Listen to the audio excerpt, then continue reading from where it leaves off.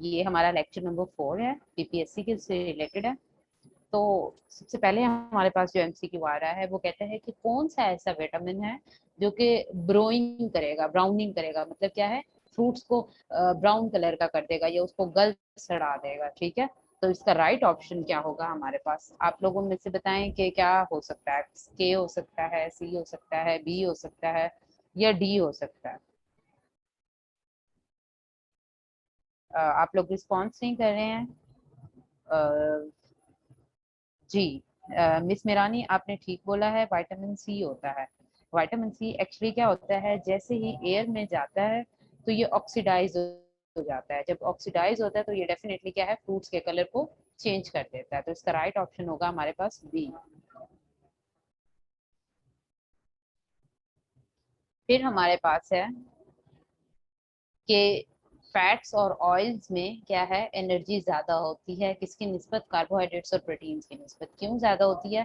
क्योंकि जो फैट्स और ऑयल्स होते हैं ना, ये सेचुरेटेड होते हैं। ठीक है, कार्बोहाइड्रेट्स के होते हैं ये अनसेचुरेटेड भी हो सकते हैं। और दूसरी बात ये कि जो कार्बोहाइड्रेट से एनर्जी हमारे पास आ रही होती है वो कम होती है, क्योंकि फैट सेचुरेटेड होते हैं तो वो देर से ब्रेक डाउन होते हैं और एनर्जी हमारे पास क्या होती है, ज्यादा आ रही होती है। तो ये कितनी एनर्जी होगी आपके अकॉर्डिंग?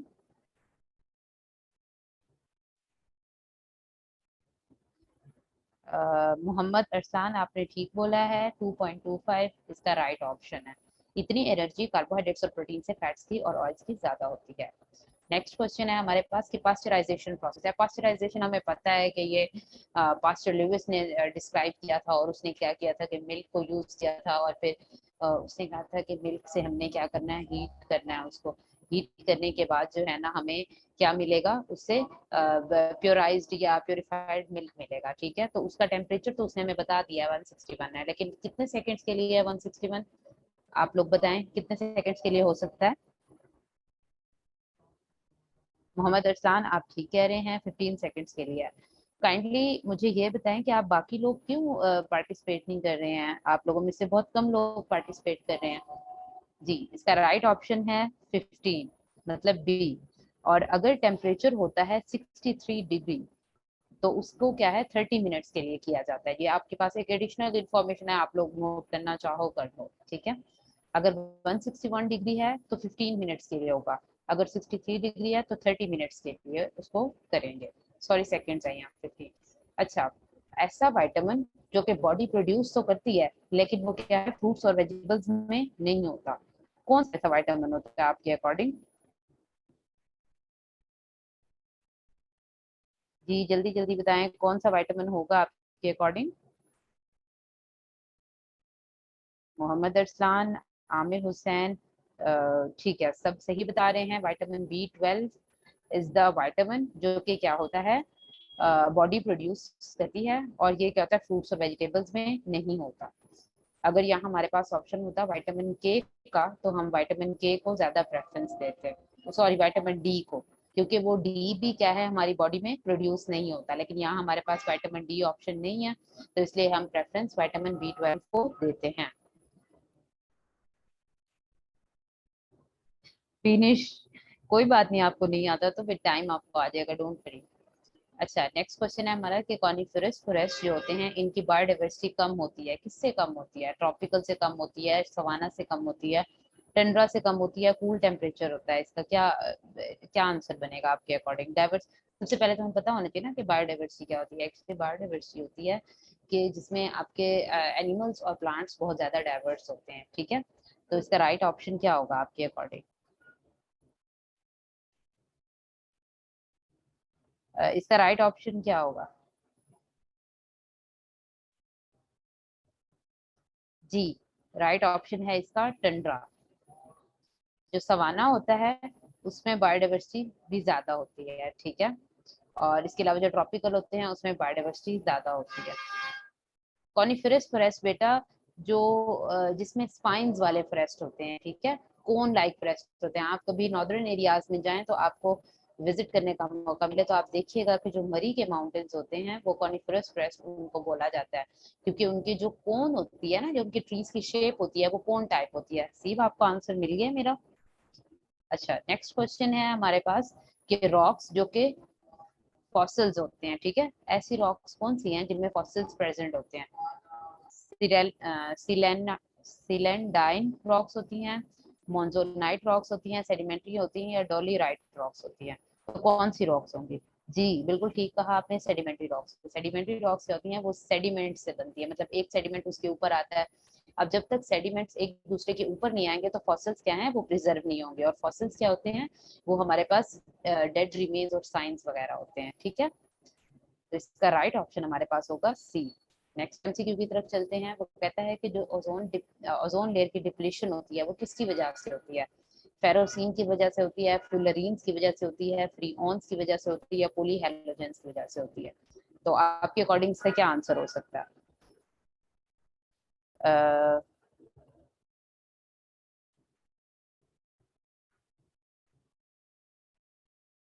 मेरे जो मैंने मतलब के पढ़ा हुआ है आज तक, मैं खुद बायो की स्टूडेंट हूँ, तो मेरे अकॉर्डिंग पोली हेलोजेंस हो सकते हैं। इसका राइट ऑप्शन पोली हेलोजेंस इस लिहाज से हो सकता है क्योंकि क्लोरोफ्लोरोकार्बन जो होती हैं वो क्या होती हैं, हेलोजिनेटेड होती हैं। उसमें हेलोजेंस होते हैं जो कि क्या करते हैं, ओजोन लेयर को डिप्लीट करने में हेल्प करते हैं। तो इसका राइट ऑप्शन हमारे पास होगा डी। नेक्स्ट हमारे पास एमसीक्यू है कि डिफोरेस्टेशन लार्ज स्केल में किस जगह ऑब्जर्व की गई थी, मतलब किस जगह सबसे ज्यादा डिफोरेस्टेशन हुई थी? अब आपका कॉन्सेप्ट चेक हो रहा है यहाँ, ठीक है। डिफोरेस्टेशन वही होगी जहाँ फोरेस्टेशन सबसे ज्यादा होगी। अब फोरेस्टेशन आप खुद देख लें सबसे ज्यादा किस में है, अटलांटिक में है, अमेजोन में है, बोर्नियो में है, या सुमात्रा में है? किस में है आपके अकॉर्डिंग?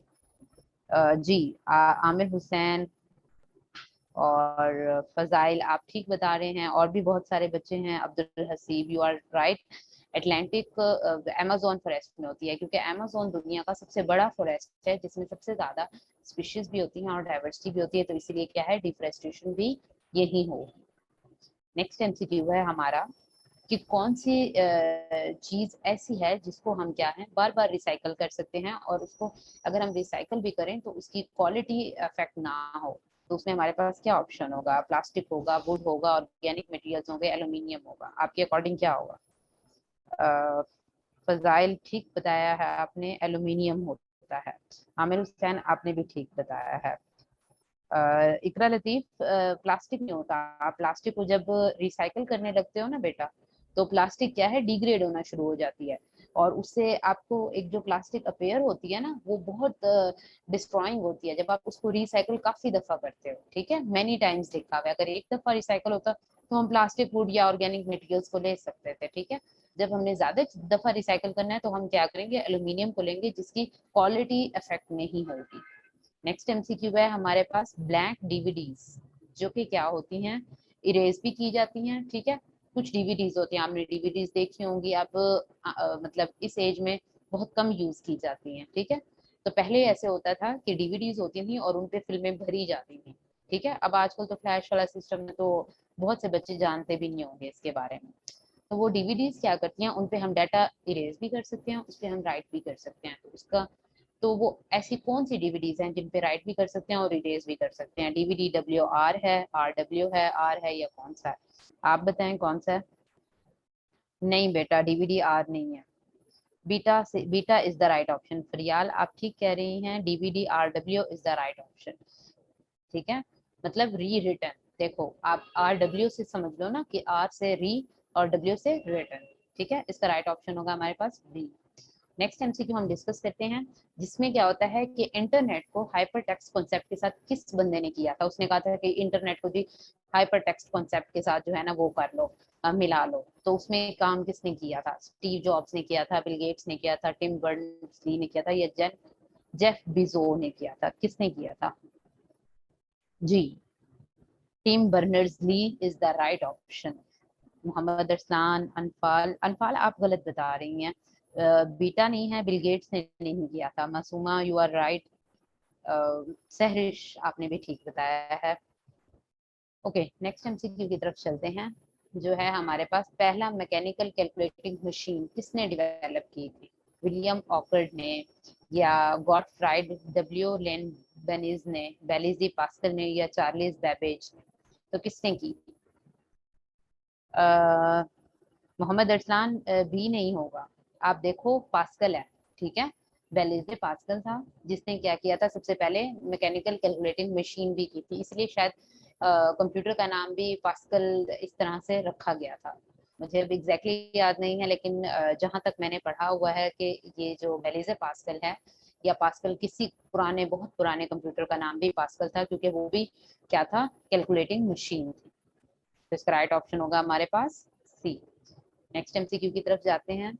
वो कहता है कि दो डिफरेंट वेज हैं जो कि क्या करती हैं, कंटेंट को इंसर्ट करती हैं। कंटेंट क्या होता है, कोई भी डाटा हो सकता है, ठीक है, एक एप्लीकेशन से दूसरे एप्लीकेशन की तरफ। एम्बेडिंग भी होता है, और इसके अलावा क्या होगा, इंपोर्टिंग होगा, इंटीग्रेटिंग होगा, लिंकिंग होगी, या बुक मार्किंग होगा। आपके अकॉर्डिंग क्या होगा? फरियाल आप ठीक बता रही हैं। Aamir Hussain, you are right. Importing होता है जब हम एक डाटा को एक जगह से उठा के दूसरी जगह डालते हैं, तो उसको हम क्या कर रहे होते हैं, एक्चुअली दूसरी जगह पे इम्बेड कर रहे होते हैं, और पिछली जगह से क्या कर रहे होते हैं, इम्पोर्ट कर रहे होते हैं, ठीक है। तो इसका राइट ऑप्शन हमारे पास क्या होगा, ए होगा।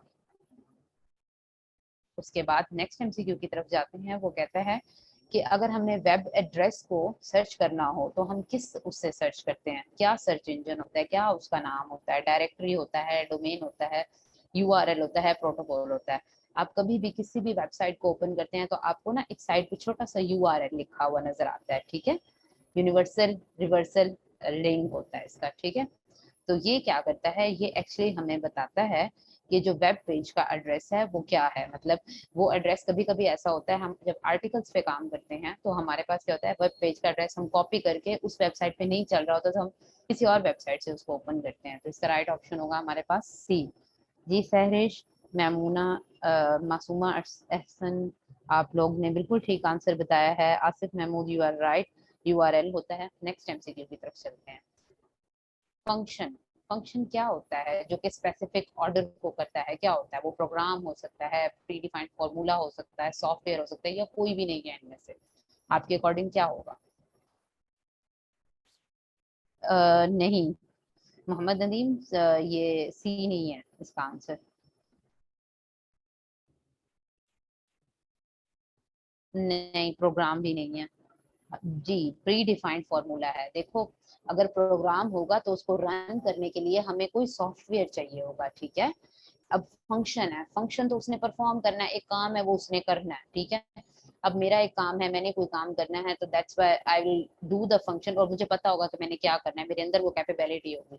तो इसी तरह से जो प्री डिफाइंड फार्मूला होता है, इसका मतलब ये है कि फार्मूला उसके अंदर पहले से एंटर हुआ हुआ है, बस हमने क्लिक करना है और फंक्शन परफॉर्म हो जाना, ठीक है। तो इसका राइट ऑप्शन होगा हमारे पास बी। आरिफ महमूद, आपने ठीक बताया है। Abdul Haseeb, you are right too. Next MCQ की तरफ चलते हैं। एमसीक्यू नंबर 91, जिसमें वो कहता है कि जो एवरेज है ए और बी की, वो 30 ईयर्स है, लेकिन बी और सी की एवरेज है 32 ईयर्स। तो एवरेज ऑफ सी और ए की कितनी होगी? तो इसका राइट ऑप्शन होगा हमारे पास, इसका राइट ऑप्शन क्या होगा, आप लोग आंसर करें। नहीं, 33 ईयर्स नहीं है जी। मैं जनरल पेपर की तैयारी करा रही हूँ, हरीम फातिमा।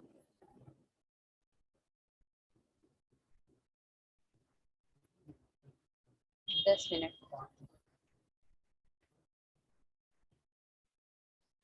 जी, 34 भी नहीं है इसका आंसर। बी है 36 ईयर्स। इसका मैं आपको जो है ना वो भी शेयर कर दूंगी, सोल्यूशन जो है पेज पे ना, सॉल्व करके, क्योंकि अभी मैं आपको यहाँ बताऊंगी उर्दू में तो वो आपको समझ नहीं लगेगी। तो बेटर है कि मैं वो जब आपकी फाइल अपलोड करूंगी यूट्यूब पे, तो मैं उसके साथ जो है ना डिस्क्रिप्शन में ये भी लिख दूंगी, जो जो मतलब आपके मैथ्स से रिलेटेड क्वेश्चंस है, कैलकुलेशंस वाले। ठीक है, नेक्स्ट क्वेश्चन है हमारे पास, कंप्लीट द सीक्वेंस 6 11। आगे क्या होगा आपके अकॉर्डिंग? जल्दी से बताएं क्या आंसर होगा इसका। नहीं, 18 नहीं है। फजाइल, आपने ठीक बताया है, ये होगा 17। Hareem Fatima, you are right too, 17 होगा।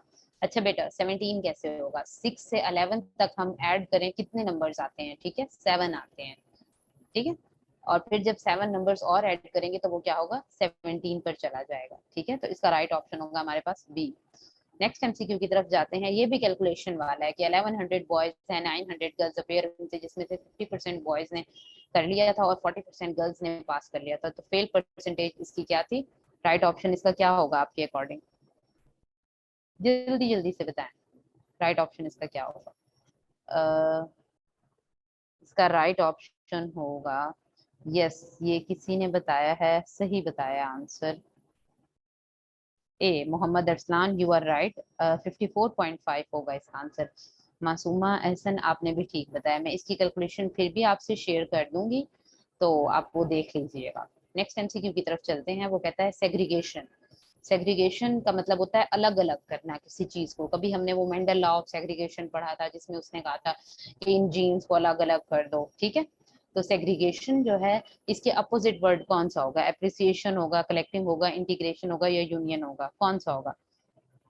फजाइल, आप ठीक कह रही हैं, integration is the right option. और Mohammad Arsalan, you are right too. ये कुछ बच्चे हैं जो एक्टिव हैं, बाकी बच्चे क्यों नहीं आंसर करते? गिने चुने लोग हैं जो आंसर कर रहे होते हैं। हरीम फातिमा, बीटा नहीं हो सकता, उसने कहा है अपोजिट। आप जो है ना सिनोनिम कर रही हैं, आप एंटोनिम नहीं कर रही हैं, ठीक है। उसने एंटोनिम हमसे पूछा हुआ है। ओके, नेक्स्ट एमसीक्यू की तरफ जाते हैं। The square of the standard deviation, ठीक है। स्टैंडर्ड डेविएशन का स्क्वायर हमेशा क्या होता है? वेरिएंस होता है। इसका राइट ऑप्शन क्या होता है? वेरिएंस होता है। A is the right option. और इसका फॉर्मूला होता है sigma x over n, standard deviation का। ये आया है एक्चुअली स्टैटिस्टिक्स से क्वेश्चन, तो ये बेसिक सा क्वेश्चन है, तो या मतलब के पेपर में आ सकता है। आप इसको देखें, स्टैटिस्टिक्स के जो बेसिक फॉर्मूलाज हैं, या जो बेसिक उनका है ना इंटरव्यू टाइप, वो आप देख सकते हो। उसके बेसिक जो फॉर्मूलाज हैं और जो भी उसकी स्टार्टिंग है, इंट्रोडक्शन वगैरह। उसके बाद वो कहता है यूनाइटेड स्टेट्स के बाद कौन से कंट्री ऐसी थी जहां से क्या हुए थे नोबेल लॉरेट्स ज्यादा अमाउंट में आए थे या ज्यादा टाइम में आए थे? तो उसका राइट ऑप्शन बता दें क्या होगा? यूनाइटेड स्टेट्स से आए थे, रशिया, फ्रांस, जर्मनी, कहाँ से आए थे? आमिर, आप ठीक कह रहे हैं। Saba Riyaz, you are right too. Jhandu Khan Khosa, whatever what his name is, you he is right too. तो इसका राइट ऑप्शन होगा हमारे पास यूनाइटेड किंगडम्स। उसके बाद वो कहता है ऑपरेशन जरबे अजम, ये किसको दिया गया था फाटा के उससे? तो ये नाम किसका था? इसका राइट ऑप्शन क्या होगा आपके पास? Mohammad Arsan, you are right. ये होगा स्वॉर्ड ऑफ होली प्रॉफिट सल्लल्लाहु अलैहि वसल्लम। तो इसका राइट ऑप्शन ए होगा। नेक्स्ट होता है हमारे पास MCQ, study of life in the outer space. Outer space, outer का मतलब होता है बाहर वाला हिस्सा, ठीक है। पहले मैं इन चार टर्म्स का आपको बता देती हूँ, ये बेसिक है। एंडो का मतलब होता है इनर बायोलॉजी, एक्सो का मतलब होता है आउटर बायोलॉजी, ठीक है।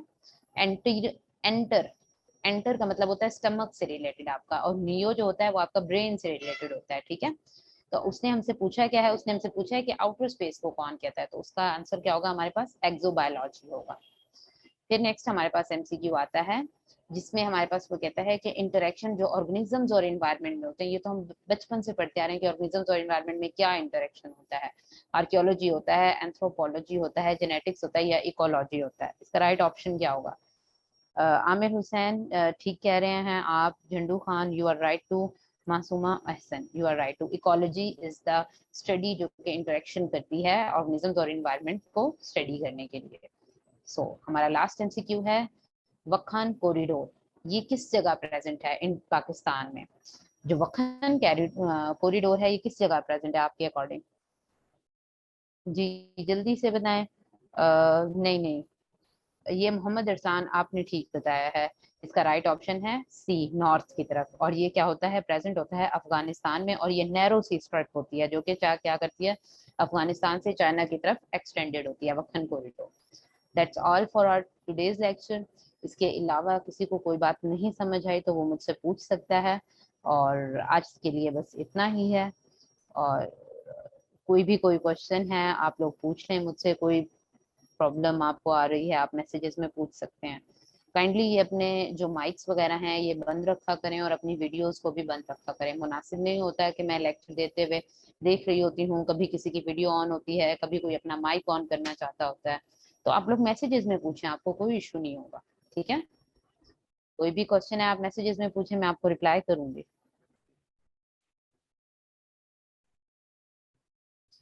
ओके, मैं पास पेपर्स आपको सेंड कर दूंगी। मटेरियल, ओके जी बेटा, मटेरियल भी मिल जाएगा आपको। जजाकल्ला बेटा, जजाकल्ला। वहीद अहमद, जजाकल्ला। ओके, स्लाइड्स भी शेयर कर दी जाएंगी, कोई प्रॉब्लम नहीं है। कोई बात नहीं, थैंक यू की क्या बात है। आप लोग गेन करें, मेरे लिए सबसे ज्यादा अहम ये चीज है। आपको कोई बात नहीं समझ आती, I am here to just clear you. और कोई भी प्रॉब्लम है आप लोग डिस्कस कर सकते हैं टेक्स्ट से रिलेटेड। कोई एमसीक्यू नहीं समझ आ रहा, कोई आंसर गलत हो गया है, क्योंकि मैं भी टीचर हूँ, मुझे भी सीखने को मौका मिलेगा, ठीक है। अगर आप लोग कोई इन्फॉर्मेशन ऐसी लाते हैं तो नो प्रॉब्लम, आप लोग डिस्कस करें, कोई प्रॉब्लम नहीं है। हाँ, टेस्ट मैं सोच रही थी कि कल मैं आप लोगों के जितने भी लेक्चर्स हो गए हैं उनका एक कंबाइंड टेस्ट ले लूं। मेरे माइंड में जो है आइडिया ये चल रहा है। इस तरह से आपका एक तो डे भी जाया नहीं होगा, और दूसरा हमने जो पिछले वीक में सारे लेक्चर्स कवर किए हैं उनका एक तरह से हमारा गो थ्रू हो जाएगा। तो आप लोगों का क्या आइडिया है इसके बारे में? मुझे जल्दी से बताएं, ये नहीं करें Jhandu Khan, what are you doing, just don't do this.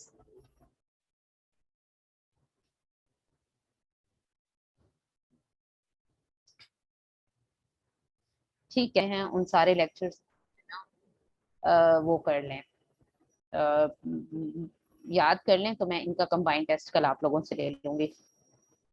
जी मैं कह रही हूँ हसीब, मैं कह रही हूँ कि आपके जितने लेक्चर्स हो गए हैं पहले पिछले वीक में, प्रॉपर 4 या 5 लेक्चर्स हुए हैं, ये चौथा लेक्चर ये है, 4 मैंने डिलीवर किया है और एक आपको शायद सर ने डिलीवर किया। 4 हैं या 5